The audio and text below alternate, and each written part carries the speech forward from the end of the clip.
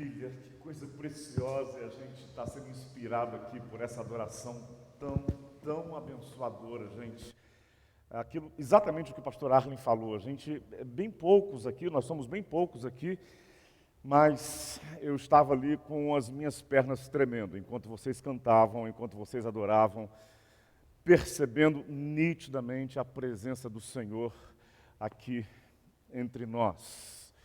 Isso é precioso demais, a presença do Senhor Jesus, a presença de Cristo entre nós nesse lugar.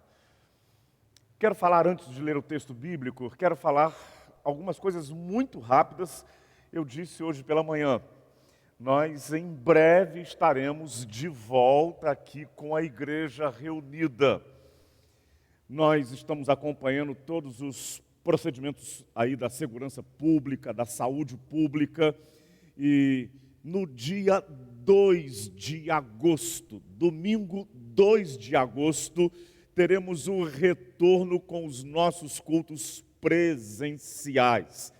Nós vamos publicar muito em breve um vídeo com todas as orientações, procedimentos, as restrições, quais irmãos, lamentavelmente, nesse primeiro momento, não poderão estar com a gente. Enfim, tudo isso vai ser explicado em detalhes para os irmãos, mas já começaremos no dia 2 de agosto, nos dois cultos, 10h30 e 18h30, com celebrações presenciais. E nesse domingo, dia 2 de agosto, nós vamos inaugurar o novo estacionamento da igreja. Como eu disse também hoje de manhã, né? Há muitos anos a gente tem esse serviço, ou tinha o serviço terceirizado aqui do seu Joaquim conhecido de quase todos nós, quem participa da igreja sabe de quem estou falando, mas ali naquele terreno vai subir agora um prédio.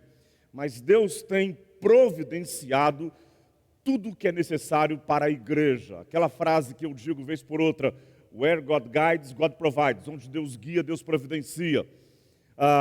Deus providenciou a multimídia, Deus providenciou todos esses equipamentos, uma oferta que a igreja recebeu antes mesmo de surgir o problema da pandemia. Providência de Deus para essa igreja. E agora, o novo estacionamento, exatamente aqui atrás da igreja, muito próximo, estacionamento fechado para 300 carros, e nós teremos equipe acompanhando os irmãos na chegada, na vinda para cá. Eu acho que dá para ver esse videozinho agora. Dá sim, Luana? A gente pode ver esse vídeo que foi preparado para isso? Vamos assistir então o vídeo do estacionamento. Rapidamente, vamos lá.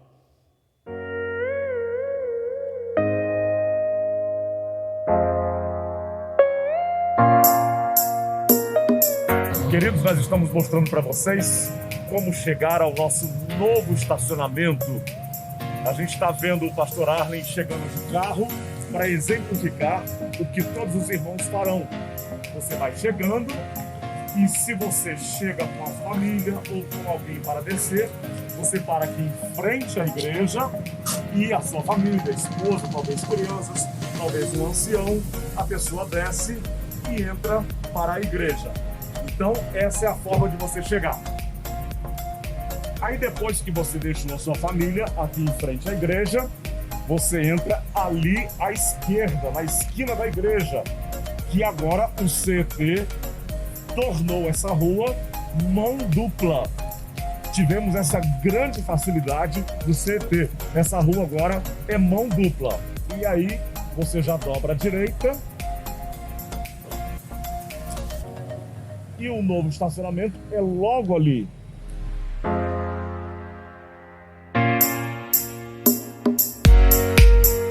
E aí o novo estacionamento, 300 carros, fechado, coberto, gratuito, um novo local para nós irmos para a igreja com mais tranquilidade.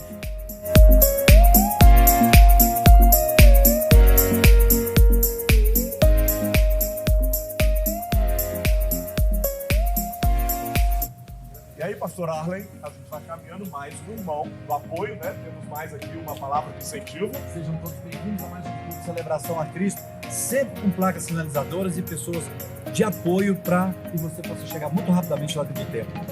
Gente, é muito fácil. Você chegou com seu carro, parou na frente da igreja, as pessoas descem. Uma esquina você está no estacionamento. Logo na volta você tem pessoas e tem placas sinalizando. Você tem uma entrada lateral da igreja, as calçadas estarão sempre limpas. Então não haverá nenhuma dificuldade e com a bênção de estacionamento ser gratuito.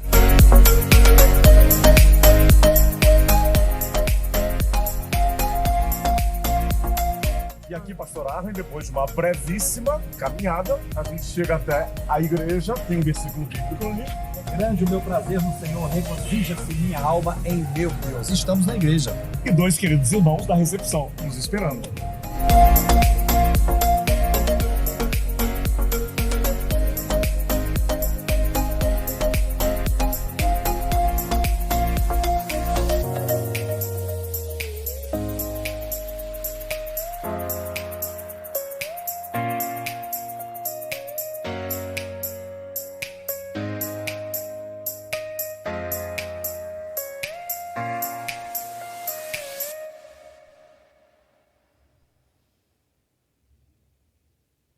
Isso, como os irmãos podem ver, muito fácil, né?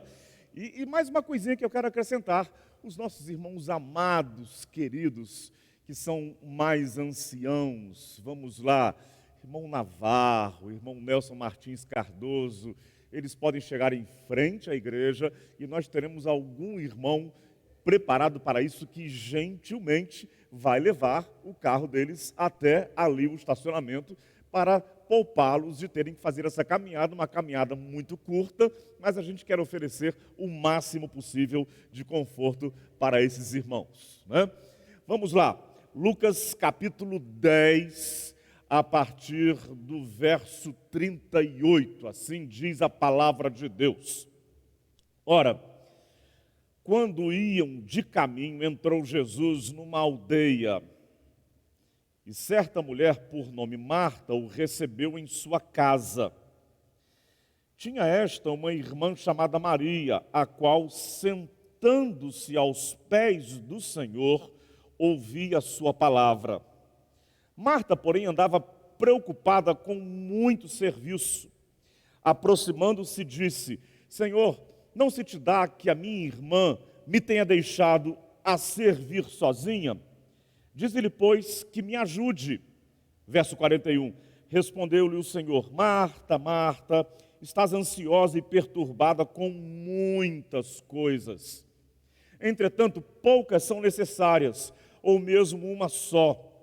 E Maria escolheu a boa parte, a qual não lhe será tirada. Espírito de Deus, o quanto nós cremos no mover do Senhor, e nós pedimos agora para que o Senhor nos fale, para que o Senhor fale à mente e ao coração de cada jovem, de cada adolescente, e todos nós também, Senhor Deus, precisamos muito desta palavra do Senhor. Eu preciso desta palavra do Senhor. Nos fala, Pai, em nome de Jesus, amém e amém. Primeira coisa que eu quero dizer é que eram 3 irmãos, Marta, Maria e Lázaro, muito mais jovens do que habitualmente nós pensamos ou nós temos em nossa mente. Quase sempre a imagem dos heróis bíblicos que nós temos em mente, ela é equivocada em relação à realidade. Deixa eu citar alguns exemplos para vocês. Isaías, quando vai ao templo, isso está lá em Isaías capítulo 6, aquela cena descrita que a gente conhece bem, ele tem uma visão, os céus se abrem, ele vê o trono de Deus e ele ouve os serafins dizendo: Santo, Santo, Santo é o Senhor dos exércitos, a terra toda está cheia da sua glória.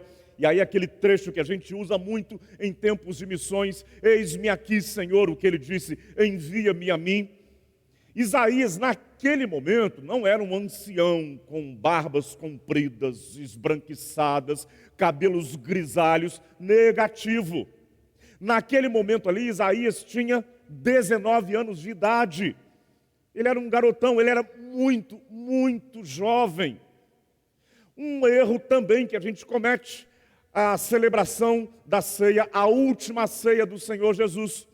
a gente tem a imagem associada do quadro de Leonardo da Vinci, A Última Ceia, que foi pintado em 1495.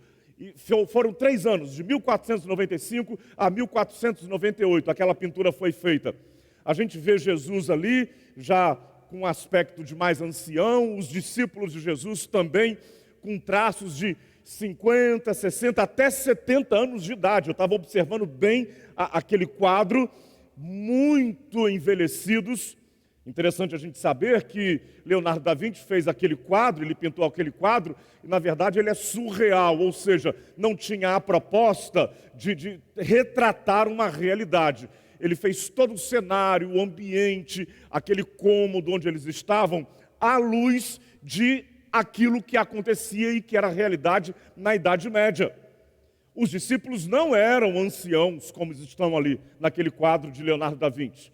Eles eram bem mais jovens. Provavelmente o único deles casado era Pedro. Jesus curou a sogra de Pedro. Provavelmente João, o mais jovem deles, tinha 17, 18 anos no máximo, era muito jovem. Marcos, que escreveu o Evangelho, que foi o primeiro a escrever o Evangelho, nos dias de Jesus, Marcos era um adolescente, talvez um pré-adolescente. Marcos era assim, aquela cena de pessoas conversando e tem um menino em volta que fica olhando, ouvindo, chamando o pai, que fica observando o que está sendo dito.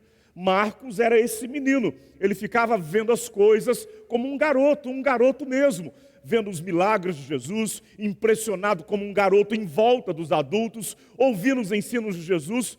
Marcos era muito jovem nos dias do ministério do Senhor Jesus. Então, é isso que eu quero dizer para vocês. Marta, Maria e Lázaro, eles eram bem mais jovens do que habitualmente nós imaginamos. E ali, eles moravam em Betânia. Betânia significa casa de figos, ou também casa de tâmaras. Essa Betânia, eram 2 Betânias, mas essa Betânia, onde eles moravam, ficava a 3 quilômetros de Jerusalém e ficava no Monte das Oliveiras. Portanto, Betânia, a casa de Marta, Maria e Lázaro, ela era vizinha ao Getsêmani. Grave bem isso, porque esse dado é muito interessante. Betânia ficava ali no Monte das Oliveiras, bem ao lado do Jardim de Getsêmani. E o que é que acontecia no Jardim de Getsêmani, que a Bíblia menciona, especialmente Lucas menciona com muita preciosidade? Lucas diz que Jesus, estando em Jerusalém, costumeiramente ia a Getsêmani para orar. Era hábito de Jesus. Deixava a cidade, deixava o ambiente urbano, deixava a agitação, deixava as pessoas e ia para lá e ficava lá no Monte das Oliveiras, especificamente no Jardim das Oliveiras, para orar sozinho, orando, meditando, buscando receber do Senhor. Jesus ia chegando em Jerusalém e, como ele era muito amigo desses 3 irmãos, Marta, Maria e Lázaro, ele chega na casa deles e ele é recebido por Marta. Cena que a gente conhece, né? Uma cena clássica, Marta agitadíssima, querendo fazer uma coisa, outra, sim, com a melhor das intenções, querendo oferecer o melhor para Jesus. Mas a sua irmã Maria assentou-se e prostrou-se aos pés do Senhor Jesus. A minha versão diz: quedava-se aos pés de Jesus. Quedar-se sugere estar por um tempo mais prolongado, atento, recebendo, estar numa atitude de entrega irrestrita. Quedar-se sugere isso, estar completamente prostrado, submisso, sujeito. Eu estou aqui para receber porque eu preciso. Isso é quedar-se. Gosto muito dessa expressão. E aí Maria estava quedada aos pés de Jesus. E Marta, agitada. Normalmente as pessoas quando estão agitadas ficam mais nervosas, né? Normalmente, não sei se Marta naquele momento ali, possivelmente até estivesse no seu período de TPM, né? A gente sabe o que é isso? Mulheres nessa fase de TPM, só a graça do Senhor Jesus. Já disse aqui na igreja que lá em casa, quando estavam as 3 em casa, e a coincidência acontecia de as 3 entrarem em TPM no mesmo período, ia acontecer algum terremoto em algum lugar do planeta, e o epicentro era a casa do pastor Paulo Eduardo, com certeza. Pois bem, Marta agitada, talvez em TPM, nervosa, chega para Jesus e diz: Senhor, o Senhor não se importa com a minha irmã, eu aqui com tantas coisas a fazer e ela não vem me ajudar. E aí Jesus diz: Marta, Marta, vamos lá, vamos trazer isso para termos mais contemporâneos. Menos, Marta, menos. Take it easy, Marta, take it easy, menos. Marta, Maria, na verdade, escolheu a melhor parte, a parte que não pode ser tirada. Eu quero trazer algumas coisas muito especiais para todos nós. Verdade, a despeito da faixa etária. Mas muito especiais para a garotada. Mas muito especiais. Maria estava quedada aos pés de Jesus, jovem, recebendo de Jesus,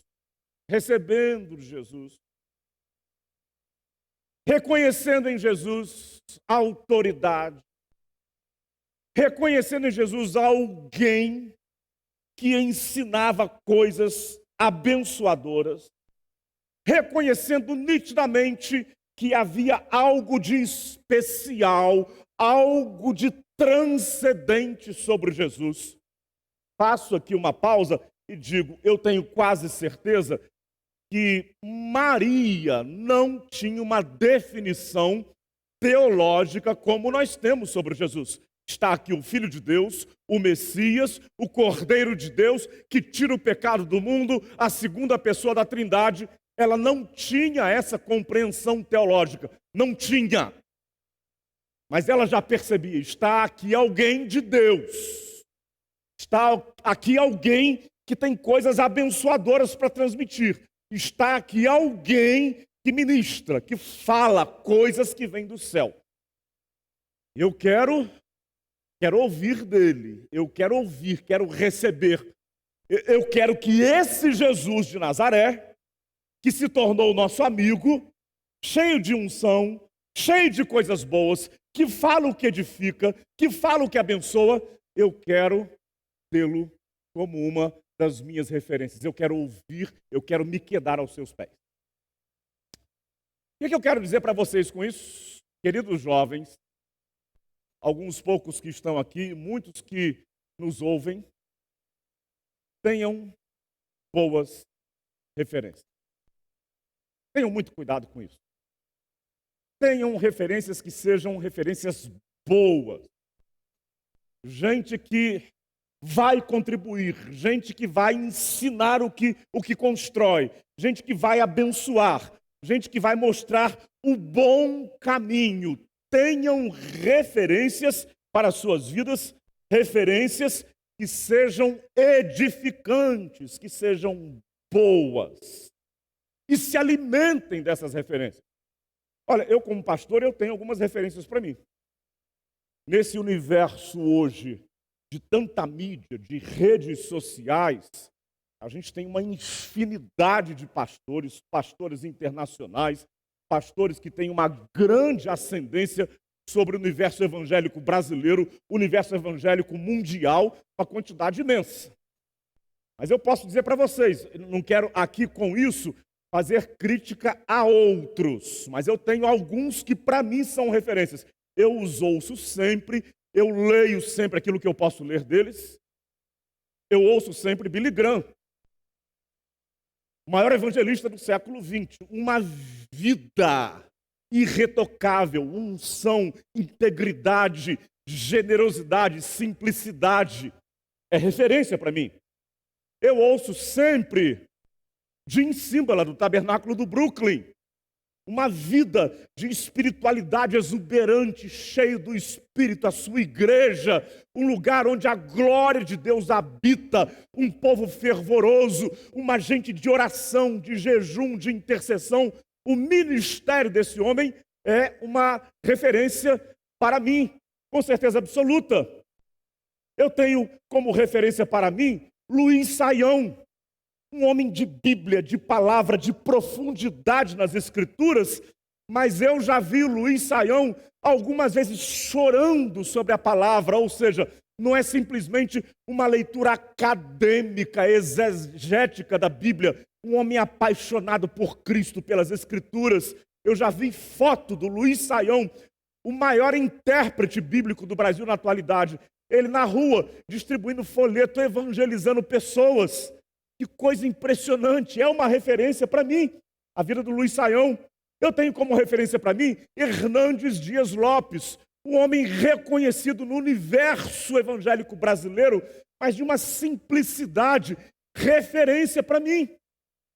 São referências ministeriais para a minha vida.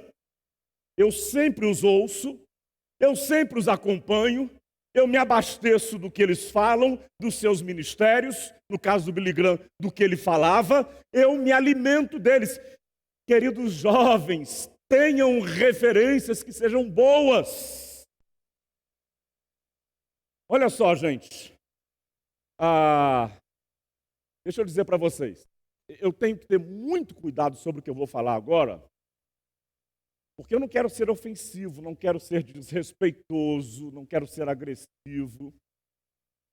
Mas se a gente olha a cultura, a nossa sociedade, a gente fica pensando, meu Deus, quais são as referências ou quais foram as referências que formataram, que fizeram a cabeça e fazem a cabeça de milhares, milhões de jovens. É preocupante. É preocupante. Vamos lá.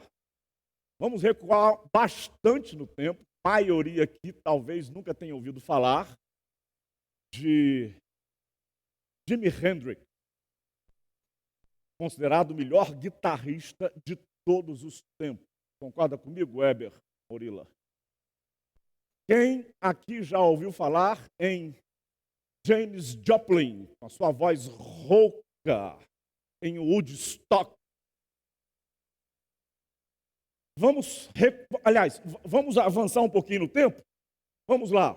Agora a garotada mais nova vai começar a identificar, né? Amy Winehouse. Que exuberância de voz, que coisa, né?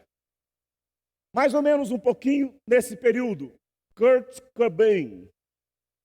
Rock, referência. Legal. São nomes, referências. O Prince, que faleceu agora há pouco tempo, mas que nos anos 80, 90, foi mega sucesso no mundo inteiro. Gente, eu volto a dizer com muito respeito, com muito carinho, até porque parentes e pais de alguns deles ainda são vivos, né? Não é porque não vão ouvir essa minha fala que eu posso falar o que quiser, que eles não vão me ouvir. Não, eu tenho que respeitá-los, independente de eles me ouvirem ou não. São referências, mas todos eles envolvidíssimos com o submundo das drogas. Partiram cedo, não por conta de uma causa, mas partiram cedo por causa desse mergulho no mundo das drogas. Todos eles envolvidíssimos com uma vida bem distinta daquilo que são padrões cristãos, bíblicos, bem distintos. Então, por mais que eu os respeite, por mais que eu admire até algumas de suas obras, Mas eu fico pensando, quem é que está formatando a vida destes que estão formatando a cabeça, o pensar, a forma de enxergar o mundo de milhares e de milhões e milhões de jovens? É preocupante. Eu nunca quis o que eles viveram para as vidas das minhas filhas, nunca quis. Nunca quis o estilo de vida que eles viveram para a caminhada das minhas filhas, nunca quis. E eu sinceramente tenho que dizer, eu entendo que, ainda que tenham produzido alguma coisa ou coisas musicalmente, culturalmente, que são reconhecidas, mas não podem ser referências. Vocês estão entendendo o que eu quero dizer? Tenham referências, sejam criteriosos, sejam seletivos.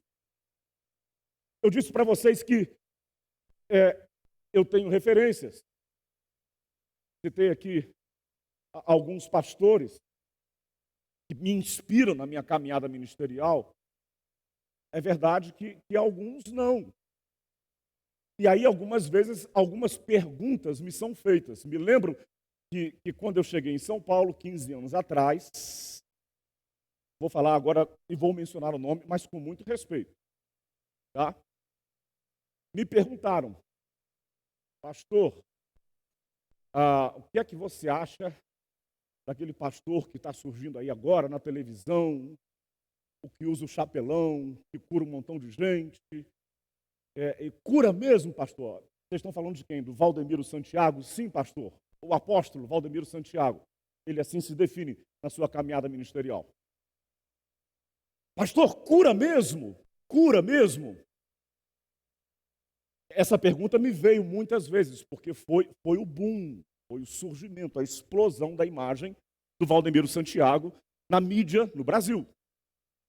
Ali, nos idos de 2005, 2006, 2007. Eu disse, olha, a minha questão, sinceramente, não é com o fato de ele estar dizendo que cura, se cura ou se não cura. Para mim, esse não é o grande problema. Até porque eu creio que pessoas hoje, servos de Jesus, recebem o dom de cura. Eu creio nisso. Tenho dito isso aqui infinitas vezes. Eu não sou cessacionista, eu creio nos dons espirituais e eu creio que pessoas podem ser usadas por Deus para impor as mãos sobre outros, sobre enfermos, e esses enfermos serem sarados. Eu creio nisso. Respeito quem não entende dessa forma, mas essa é a minha compreensão, essa é a minha espiritualidade. Então, pastor, qual que é a sua questão com relação ao Valdemiro Santiago? Eu dizia, a minha questão é a seguinte, aí sim é que a minha interrogação. Com certeza vai entrar muita grana nesse ministério, já está entrando muita grana, e a questão é a seguinte, o que é que vai ser feito com essa dinheirama toda? Vai se manifestar muita generosidade, será um ajuntamento para espalhar, será um recolhimento para compartilhar, será nítido isso, ou seja, manifestação de bondade, de generosidade, socorro. Essa era a minha questão, essa é a minha grande questão. Curar ou não curar? Eu creio que cura, para mim não é a grande questão. Para mim a grande questão é a conduta. E se vai manifestar generosidade, bondade, compartilhar, socorrer milhares e milhões de gente, de pessoas que passam por lutas? Se sim, então para mim passa a ser alguém a ser apreciado. Se não, queridos, olhem criteriosamente. Quem que nós temos como referências para nós? Quem que nos inspira? Quais são as pessoas que nós estamos ouvindo, delas recebendo? Estamos quedados para receber, para nos abastecer, para nos alimentarmos, para saciar a nossa alma. para matar a nossa fome, a nossa sede. De quem ou diante de quem que nós estamos nos quedando? Tenham referências que sejam boas referências. Segunda coisa que eu quero dizer. Marta estava agitada, o verso 40 que nós lemos nos diz isso, né? E ela, na sua agitação, ela começa a se queixar. Na sua agitação, ela começa a manifestar a sua insatisfação. Jesus, minha irmã está aí. Ela nem cuida de mim, nem presta atenção, nem vem me ajudar, nem manifesta aqui solidariedade comigo. Deixa eu dizer uma coisa muito, muito importante. Você que está me ouvindo agora, não faça como Marta. Não fique se queixando, não fique manifestando insatisfação, reclamando, porque ninguém me dá atenção, porque eu não sou procurado. Tome iniciativa, aproxime-se daqueles que estão quedados aos pés de Jesus. Tome essa iniciativa, seja proativo, busque aqueles que estão quedados aos pés de Jesus. Gente, eu sou pastor já há mais de 30 anos. Fui durante os 2 primeiros anos do meu ministério pastor de jovens. Eu sei, sim, que muitas vezes não é tão fácil por conta do perfil de cada um, o traço de personalidade de cada um. Não é tão fácil essa aproximação, esse approach, esse chegar junto. Nem sempre é tão fácil e a gente tem que respeitar o traço, o modo de ser de cada um. Às vezes o adolescente, a adolescente, o jovem, ele está numa fase um pouco mais complexa com as suas questões. Mas eu quero falar para todos vocês, eu quero encorajá-los. Tomem essa atitude. Observem, tem pessoas quedadas aos pés de Jesus, tem gente de Deus que está buscando, tem gente se aproximando umas das outras que estão buscando a presença de Deus. Eu vou me aproximar desses. Eu quero dizer isso para você. Faça isso e eu digo para você, em nome de Jesus. Estou dizendo de coração. É muito mais proveitoso, será muito melhor, será muito mais abençoador do que ficar agitado na sua insatisfação, murmurando, se queixando. Aproxime-se de alguém que está quedado aos pés do Senhor Jesus. Amém, Débora? Você vai encontrar gente de Deus que está com muita fome da palavra, que está com muita fome das Escrituras, que está com muita sede do Espírito. Você vai encontrar. E eu posso dizer isso porque esta é uma igreja para a glória do Senhor. Esta é uma igreja que tem hoje muitos jovens que estão com fome e sede das Escrituras. Aleluia, gente! Aproxime-se de alguém. Aliás, irmãos de todas as faixas etárias. Todas as faixas etárias. Eu preguei no sermão da manhã, né, sobre Ana, profetiza. Gente, nós temos profetas aqui. Temos profetas. Essa semana eu recebi 2 telefonemas, irmãos. E Jesus Cristo e os céus se abriram sobre o meu quarto. Irmã Eni Racanelli me ligou, pastor, tem um recado para você. Coisa de Deus. Veio do céu. E aquilo veio direto na minha direção, um tiro certeiro. 2 dias depois, orei com o irmão Jonas. E eu fui invadido pela palavra de Deus. E aí me veio um chacoalhão abençoadíssimo, um santo puxão de orelha que veio do céu. Tá certo? Nós temos profetas do Senhor nessa igreja. Temos profetas.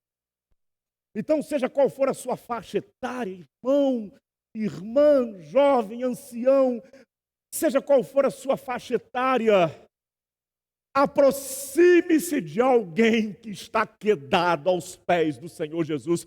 Isso vai ser bênção para a sua vida. Eu te afirmo com a autoridade que vem do Senhor. O Espírito Santo manda eu te dizer isso. Aproxime-se de alguém que está quedado aos pés do Senhor Jesus. Na quarta da fé, eu fui abençoadíssimo. Depois me conectei com o meu pequeno grupo. Fui abençoadíssimo. Insisto, aproxime-se de alguém que está quedado aos pés do Senhor Jesus. Era isso que Marta tinha que fazer. Só isso. Estava dentro de casa. Era sua irmã. Estava ali Jesus. Era isso que ela tinha que fazer. Terceira coisa.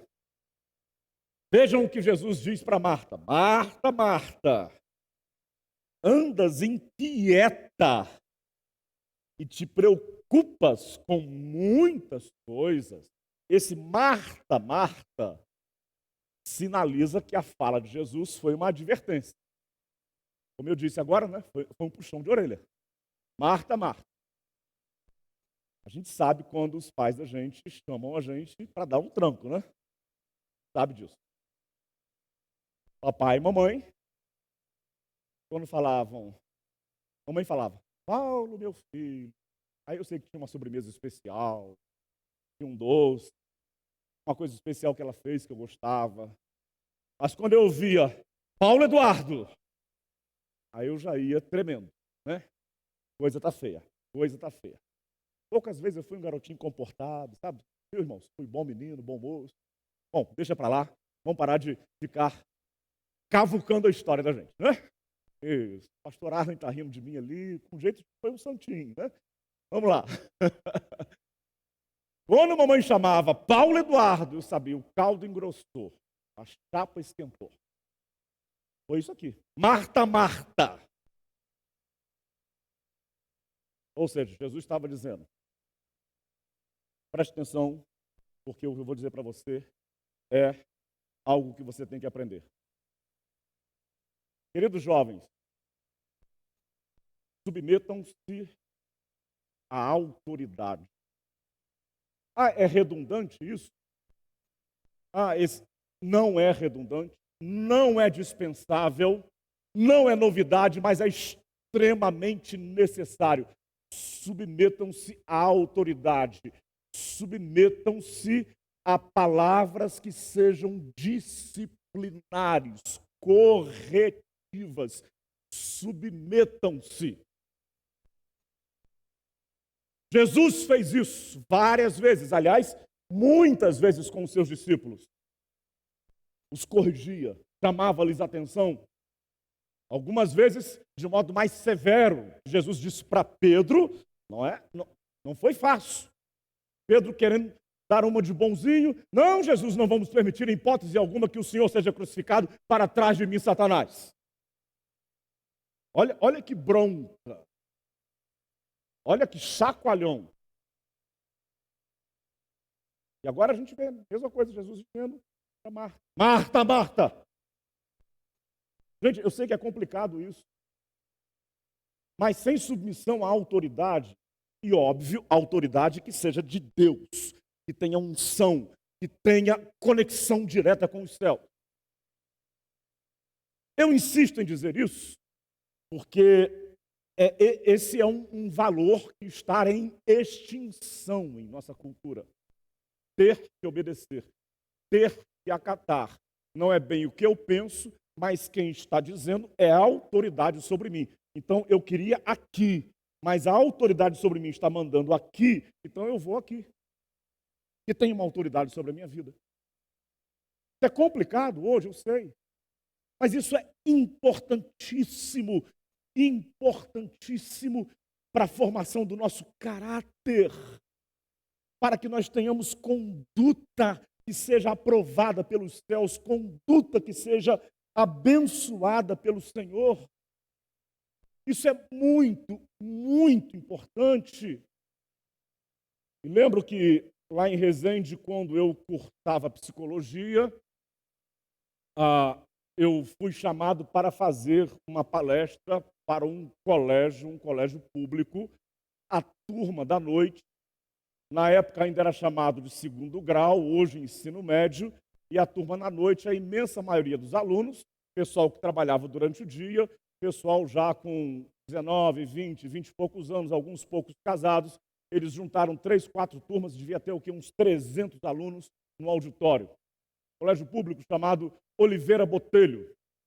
E aí a diretora disse, olha, a gente quer que você fale, sim, a gente vai apresentar você como pastor, mas a gente quer que você fale dando mais carga ao seu lado como estudante de psicologia. E eu fui caminhando, navegando por essas águas, da razão, da psicologia, analisando o comportamento e fazendo-os ou tentando fazê-los a pensar sobre o que está em andamento. E aí eu disse para eles, escuta, o que é que vocês acham se você está, por exemplo, numa festa, por volta de 1h da manhã, você está entre amigos. Eu disse, não vamos nem pensar se está havendo bebida ou não, não vamos pensar nessas categorias. Vamos só pensar, você está 1h da manhã numa festa, entre amigos, e aí no meio dos seus amigos, você fala o seguinte, olha, eu tenho que sair, porque o meu pai marcou o horário, ele agora, 1h da manhã, estará aqui em frente para me buscar, e eu tenho que obedecer ao meu pai. O que é que vocês acham disso? Ah, Paulo, a garotada falou, isso não existe mais. Isso na época falava, não sei se fala hoje ainda, né? Isso é pagar mico. Né? Nossa, horroroso, ninguém fala mais, ninguém faz isso mais. Aí eu perguntei, quem que está certo, quem que está errado nessa história? Antes, quando se tinha que prestar obediência e se dizia para os outros, meu pai vem me buscar, eu tenho que ir para lá, porque eu tenho que obedecer a uma ordem, ou hoje, não, ninguém tem mais esse negócio de prestar contas, de obedecer pai, mãe, admitir isso diante dos outros. Quem é que está certo, quem está errado? Ele disse, aí um jovem disse, olha, nós estamos errados, mas nós não aprendemos assim, nós aprendemos de um modo errado. Então está todo mundo fazendo tudo errado, mas nós estamos errados. É interessante a fala dele. Não sei, me parece que não era um cristão, mas admitiu isso. Queridos, eu insisto nisso. Se Deus colocou pessoas que têm autoridade sobre vocês, acolham a autoridade, acolham aqueles que o Espírito de Deus colocou sobre as suas vidas e sejam obedientes, sejam atentos àquilo que vem do Senhor, mesmo que lhes contrarie. Amém, gente? Gostaria de ouvir um amém mais assim contundente. Foi meio tímido esse amém. Amém. E só para concluir, o Senhor Jesus disse, pouco é necessário, ou mesmo uma só coisa. Isso é uma forma literária, gente. Era uma forma literária de falar. Pouco é necessário, ou mesmo uma só coisa. Em outras palavras, Jesus estava dizendo, o mais importante, que não se pode perder em hipótese alguma, o mais importante, que é a essência de toda coisa, o mais importante, que não pode ser negligenciado em hipótese alguma, é isso, Marta, que a sua irmã fez, Maria, quedar-se diante do Senhor. Isso é o mais importante. Isso é o mais importante. Deixa eu dizer para vocês, eu mencionei agora há pouco no meu sermão que uma das palavras de oração que eu recebi essa semana foi um puxão de orelha. Não que tenha sido alguma transgressão, não sou perfeito, mas eu posso dizer que a minha vida está em ordem diante do Senhor. Não quero me arrogar, dizer que eu sou perfeito de jeito nenhum. Foi uma transgressão, um erro, um puxão de orelha, eu estava andando no caminho errado. Não foi isso. Mas era um procedimento, uma iniciativa que eu estava elaborando e já estava colocando em andamento na igreja. Ok, ministros? Hebe, Débora, pastor Arlen, pastor Carlos Eliseu, que está nos ouvindo agora. Era uma iniciativa que eu já estava colocando em andamento com os ministros. E eu ainda não tinha me quedado diante do Senhor para perguntar: Senhor, esse é o caminho? Eu ainda não tinha feito. E levei um belo de um puxão de orelha do Espírito Santo. Isso é o essencial. Uma coisa é necessária, Marta, e essa ninguém pode roubar.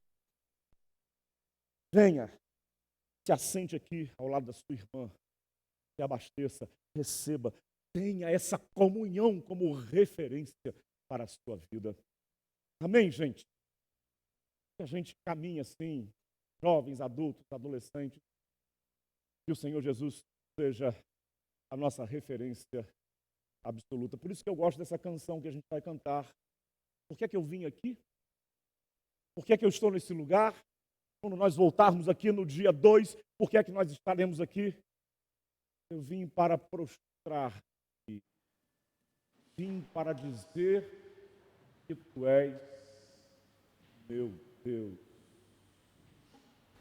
Pai eterno, nós estamos agora, Senhor Deus, diante desse exemplo dessa jovem Maria, muito jovem, Pai.